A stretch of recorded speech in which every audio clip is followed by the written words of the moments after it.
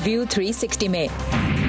मौशी पाबंदियां ट्रंप इंतजामिया की खारजा पॉलिसी का अहम सुतून, मगर इनके मतलूबा नताइज क्यों नहीं मिल रहे?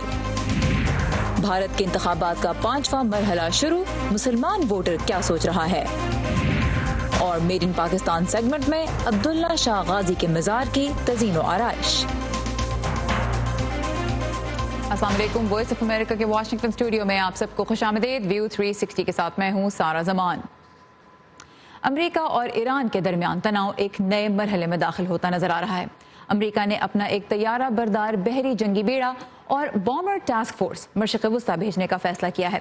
वजह क्या है, ये जानने के लिए हम चलेंगे इरम अब्बासी की जानिब, जो इस वक्त हमारे साथ मौजूद हैं। इरम, क्या वजह बताई जा रही है और किन अहदेदारों की जानिब से स्टेटमेंट्स इस बारे में सामने आई हैं?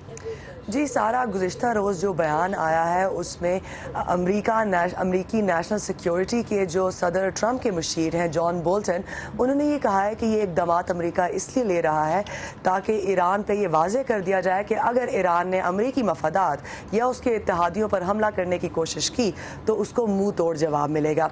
इस ताज़ा अमरीकी इक़दाम के रद्द-ए-अमल में अभी तक ईरान से हमने कोई स्टेटमेंट नहीं देखी है, और इत्तलात के मुताबिक गुज़िश्ता माह अप्रैल के शुरू में जो बहरी बेड़ा जिसे USS अब्राहम लिंकन कहा जा रहा है वो रवाना किया गया था जब अमरीकी बंदरगाह से, तो बताया ये जा रहा है कि उसमें फाइटर जेट्स हैं, हेलीकॉप्टर्स हैं और लगभग 6000 सेलर्स जो हैं वो उस पर मौजूद हैं।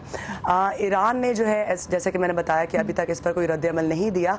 ट्रंप इंतज़ामिया का ये कहना है कि वो ईरान को लेकर अपनी उस पर हर किस्म का दबाव डालने वाली पॉलिसी पर अमल पैरा है ताकि ईरान जो है वो अपना रवैया बदले, जिसमें उनके रवैया बदलने से मुराद ये है कि ईरान जो है दहशतगर्द ग्रोहों की हिमायत ख़त्म करे, और साथ ही साथ वाइट हाउस का ये कहना है कि जो ईरान का बैलिस्टिक मिज़ाइल है वो मिज़ाइल प्रोग्राम वो अमरीका के लिए ख़तरा है। जैसा कि हम जानते हैं कि गुज़िश्ता माह ही अमरीका ने जो रेवोल्यूशनरी गार्ड्स हैं उनको दहशतगर्द गिरोह करार दिया था, जिसके बाद फिर ईरान ने जवाबन अमरीका को दुनिया भर में दहशतगर्द फैलाने वाला मुल्क करार दिया, जबकि मशरिक़ वस्ता में उसकी तैनात अफवाज को भी दहशतगर्द करार दिया था। और एक और दिलचस्प और काबिल गौर बात यह भी है कि अमेरिका के जो अहदेदार उन्होंने ये तो कहा कि ईरान की जानिब से परेशान कुन धमकियां मिल रही हैं, लेकिन उनकी तफसील नहीं बताई कि किस नौयत की हैं। जी बिल्कुल ऐसा ही है कि ऐसी कोई डिटेल्स नहीं दी गई कि आखिर ताज़ा धमकियां ईरान की तरफ से मिली क्या है।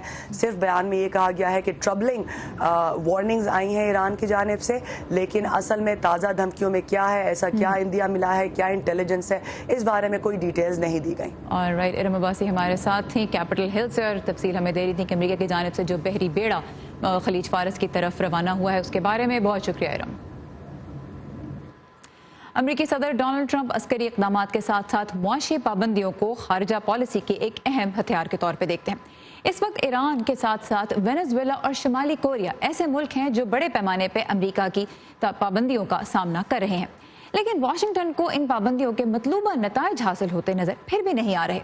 ऐसा क्यों है, जानते हैं आज की इस रिपोर्ट में।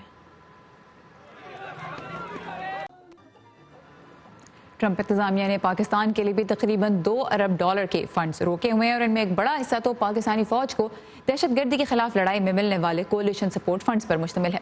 इस वक्त पाकिस्तान बैनुल अक़वामी फाइनेंशियल एक्शन टास्क फोर्स या FATF की ग्रे लिस्ट पर भी है।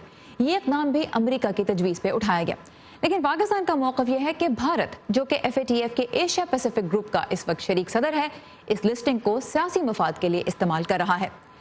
FATF सितंबर तक ये फैसला कर देगी कि आया पाकिस्तान को ब्लैक लिस्ट किया जाए या नहीं, लेकिन यह फैसला किस हद तक सियासी बुनियादों पे होगा, इस बारे में हम बात करेंगे वाशिंगटन के तहकीकी इदारे केटो इंस्टीट्यूट से वाबस्ता तज्जियाकार सहर खान से। सहर, वेलकम टू व्यू 360।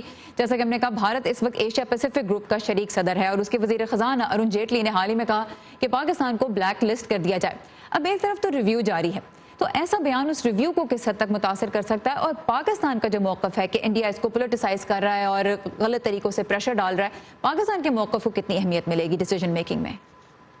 देखिए, टेक्निकली जो FATF है वो एक इंडिपेंडेंट ऑर्गेनाइजेशन है, तो उसको जो है किसी भी सियासत को अटेंशन नहीं देनी चाहिए, यानी वो बिल्कुल इंडिपेंडेंट है, और जो भी इंडिया और पाकिस्तान आपस में चाहते हैं वो बेशक जैसे एक इंडिपेंडेंट चीज़ रहनी चाहिए।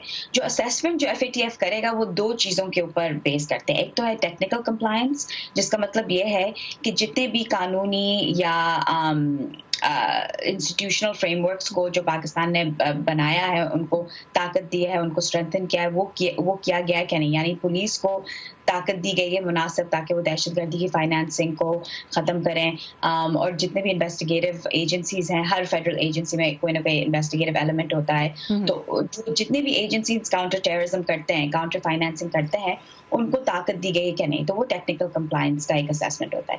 جو دوسری چیز جو FATF اسیس کرے گی وہ ہے کہ اس کو کہتے ہیں افیکٹو اسیسمنٹ, جس کا مطلب یہ ہے کہ جتنی طاقت ان انسٹیٹیوشنس کو دی گئی ہے وہ نتیجہ ہمیں دے رہے ہیں کیا نہیں. اور وہ جو نتیجہ جو FATF ڈھونڈ رہا ہے وہ یہ ہے کہ پاکستان کی جتنے بھی کاؤنٹر ٹیررزم ایجنسیز ہیں وہ کتنے ٹرانسپیرنٹ ہیں, یعنی وہ کتنے کھلے عام انٹرنیشنل اور ڈومیسٹک ایجنسیز کے ساتھ کام کریں کہ دہشت گردی کی فائنانسنگ ختم ہو. اور پھر یہ بھی وہ دیکھنا چاہیں گے کہ کتنی کوآرڈینیشن ہے آپس ایجنسیز میں. پاکستان میں ابھی کوئی 17-18 فیڈرل ایجنسیز ہیں, ان میں سے ہر ایک ایجنسی کا کوئی نہ کوئی سیکشن, تھوڑا سا بڑا تھوڑا سا کم, جو کاؤنٹر ٹیررزم فائنانسنگ پہ کام کرتا ہے, لیکن یہ لوگ آپس میں کوآرڈینیٹڈ نہیں ہیں. تو FATF کی ایک ریکمنڈیشن یہ تھی کہ آپ لوگ آپس میں بات چیت کریں تاکہ کوآرڈینیشن کو بہتر کریں اپنا آپس میں. تو لیکن سر میں یہ جاننا چاہوں گی, آپ نے کہا کہ FATF کو نہیں کرنا چاہیے ایک بات ہے, اور کرتا ہے یا نہیں کوئی بھی ادارہ ایک خاص طریقے سے کام اور خاص طور پہ سیاسی دباؤ میں آتا ہے یا نہیں, وہ ایک دوسری بات ہے. کس حد تک آپ کو لگتا ہے کہ سیاسی دباؤ کارگر ثابت ہوتا ہے, افیکٹو ثابت ہوتا ہے؟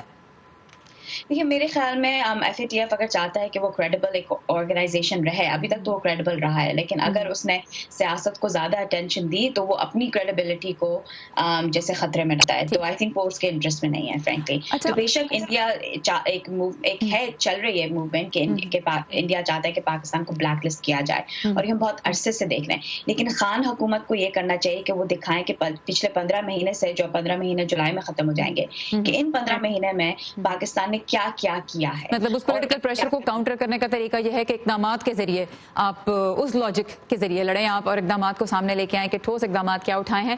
اب یہ بتائیں کہ کالعدم تنظیم جیش محمد کے سربراہ مسعود اظہر کی بلیک لسٹنگ ہوئی ہے, کیا اس سے پاکستان کا کیس مضبوط ہوگا یا نہیں؟ یہ ذرا ایک ٹرکی سوال ہے. انڈیا جو ہے ایک طرف سے کہہ رہا ہے کہ انڈیا کے لیے ایک بہت بڑی وکٹری ہے. ایک لحاظ سے مجھے لگتا ہے کہ پاکستان کے لیے بھی ایک وکٹری ہے, کیونکہ یہ دکھاتا ہے کہ جو پاکستان ہے وہ چاہتا ہے کہ اس طرح کے جو جیش محمد جیسے آرگنائزیشنز جو ہیں وہ کام نہ کریں پاکستان میں. اور وزیر اعظم خان نے بھی بہت کھلے عام کہا ہے کہ اس طرح کے دہشت گردوں کا پاکستان میں کوئی کام نہیں ہے. تو ڈپینڈ کرے گا کہ ایگزیکٹلی کہ کیا افیکٹ کرے گا. لیکن میں یہ ضرور کہوں گی کہ جو مسعود اظہر کا جو ڈیزگنیشن کیا گیا ہے اس سے انڈیا جو پلوانہ اٹیکس ہوئے ہیں, یوری میں جو اٹیکس ہوئے ہیں, ان سے کوئی تعلق نہیں ہے. مسعود اظہر کو ڈیزگنیٹ کیا گیا ہے کیونکہ جب وہ حرکت المجاہدین کے ممبر تھے, ان کے تعلقات ہیں القاعدہ کے ساتھ. اور یہ جو UN ہے 1267, یہ ان آرگنائزیشنز اور انڈیویجولز کو دیکھتی ہے جو القاعدہ اور طالبان کے ساتھ تعلقات رکھتے ہیں. اور ایک اور بھی بڑا اس کے اندر کہہ لیجیے کہ ایک اور بھی قابل غور بات یہ بھی ہے کہ پاکستان کے کہنے پہ بلیک لسٹ نہیں کیا گیا, بلکہ پاکستان کی کوششوں کے باوجود بلیک لسٹ کیا گیا, اور یونائیٹڈ نیشنز کی سیکیورٹی کاؤنسل کی طرف سے بلیک لسٹ کیا گیا. سحر خان ہمارے ساتھ ہی اس وقت بذریعہ اسکائپ کیٹو انسٹیٹیوٹ سے منسلک تجزیہ کار, ہم FATF پہ سیاسی دباؤ کے بارے میں بات کر رہے تھے. بہت شکریہ سحر آپ کے وقت کا. فلسطینی حکام نے دعویٰ کیا ہے کہ 2 روز سے جاری کارروائیوں کے بعد اسرائیل کے ساتھ فائر بندی کا معاہدہ طے پا گیا ہے. ہفتے کو شروع ہونے والی لڑائی کے بعد خطے میں جنگ کا خدشہ پیدا ہو گیا تھا. دنیا بھر سے تازہ ترین خبروں کے لیے آئیے ہماری ویب سائٹ urduvoa.com پر, جہاں آپ کو بہت سی دلچسپ ویڈیوز اور مضامین بھی ملیں گے. اس کے علاوہ facebook.com/VOA اردو کے پیج پر ہم آپ کے لیے تمام تر خبروں کے ساتھ ساتھ Facebook لائیو نیوز بلٹنز اور انٹرویوز بھی لے کر آتے ہیں.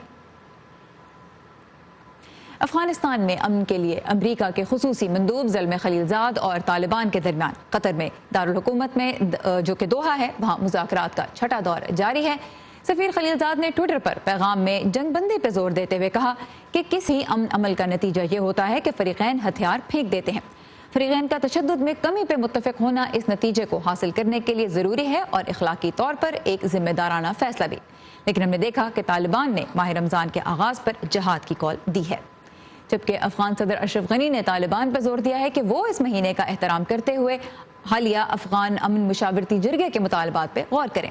گزشتہ ہفتے کابل میں منعقد ہونے والے 5 روزہ لویا جرگے میں تقریباً 3200 افراد نے شرکت کی تھی اور 23 تجاویز پر اتفاق کیا تھا, جن میں رمضان میں طالبان کے ساتھ جنگ بندی, قیدیوں کا تبادلہ اور افغانستان میں طالبان کا دفتر کھولنا شامل ہیں.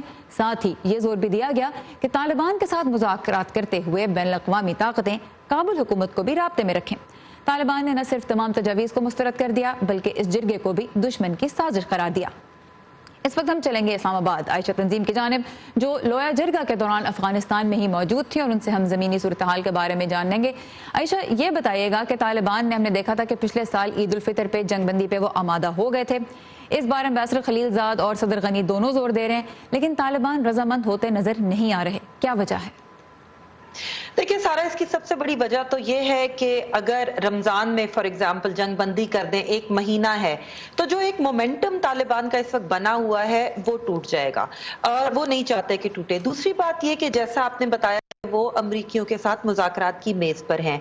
इस वक्त दोनों ही साइड्स ये चाहती हैं, अफगान हुकूमत भी और तालिबान भी, कि मैदान जंग में उनका पलड़ा भारी हो ताकि वो मुज़ाकरात की मेज पर उससे फायदा उठा सके। ठीक है, अपना मोमेंटम नहीं ब्रेक करना चाह रहे। ये बताइए आयशा, आप लोया जरगे के दौरान काबुल में थी, आम लोग क्या सोच रहे हैं?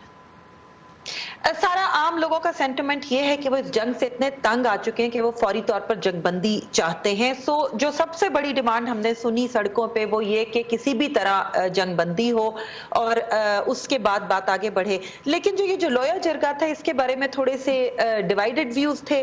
कुछ लोगों का ख्याल था कि ये बड़ी अच्छी बात है कि लोया जरगा हो रहा है, कुछ लोगों का ख्याल था कि इस वक्त ये वक्त और पैसे का ज़िया है। जैसा कि हम जानते हैं कि ज्यादातर प्रेसिडेंशियल कैंडिडेट्स ने इसको बॉयकॉट भी किया था और इसको प्रेसिडेंट गनी की इलेक्शन कैंपेन कहा था। लेकिन इन जनरल जो अफगान हैं वो अब अमन चाहते हैं और वो जंग बंदी चाहते हैं जल्द अज जल्द।